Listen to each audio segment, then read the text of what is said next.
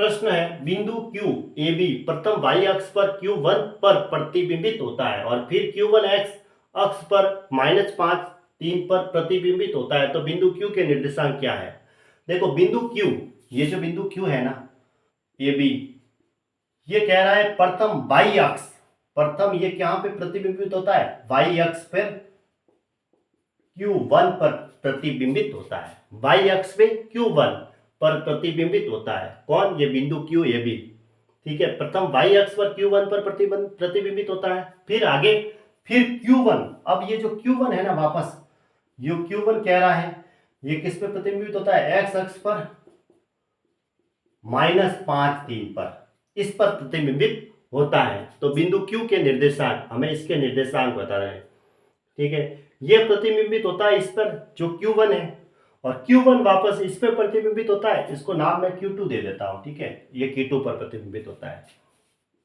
अब देखो ये x अक्ष होता है, ये y अक्ष होता है, ऐसे ये x के प्लस मान होते हैं और इधर y के प्लस मान, इधर x के माइनस मान होते हैं, ठीक है। और इधर y डैश लिख के मैं y के माइनस मान होते हैं और बीच में मूल बिंदु O होता है। अब लास्ट में क्या आया, हमें तो Q की वैल्यू चाहिए, ये तो दे नहीं रखी है, Q के बिंदु Q के निर्देशांक चाहिए हमें तो। अब देखो x अक्ष पर लास्ट में Q2 क्या है, -5 3 है। अब -5 3 मुझे कहाँ मिलेगा, x की वैल्यू तो -5 है और y की वैल्यू प्लस में 3 है, तो मुझे कहाँ मिलेगी, x की वैल्यू तो -5 इधर होती है और y की वैल्यू ऊपर होती है प्लस में, तो प्लस में 3 है।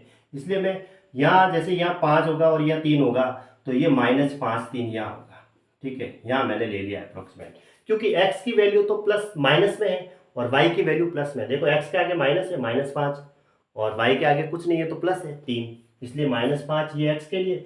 और नीचे इसलिए नहीं लिया कि नीचे y की वैल्यू माइनस होती है, इसलिए y की वैल्यू ऊपर ली +3, ऐसे। ये है Q2 हमारा जो इसने कहा है। ये x अक्ष पर हुआ तब इस पर ये प्रतिबिंबित हुआ, क्योंकि यहाँ लिखा हुआ है x अक्ष पर, तो x अक्ष पर इधर से तो प्रतिबिंबित होता है तो y अक्ष हो जाता है, इसका मतलब इधर से ही प्रतिबिंबित हुआ है, x अक्ष तो नीचे है क्या, तो फिर इधर होगा वो बिंदु जिसे क्या नाम दिया है, Q1। तो ये लो Q1 इधर प्रतिबिंबित होगा, तो इधर दोनों की वैल्यू क्या होती है, माइनस में होती है, तो -5 और -3, ये नाम दिया, ये Q1 आ गया हमारा Q1।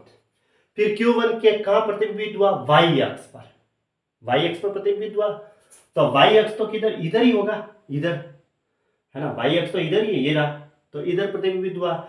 इधर तो देखो x की वैल्यू प्लस में है और y की वैल्यू माइनस में है, तो x के आगे तो प्लस लगा दो और y के माइनस लगा दो।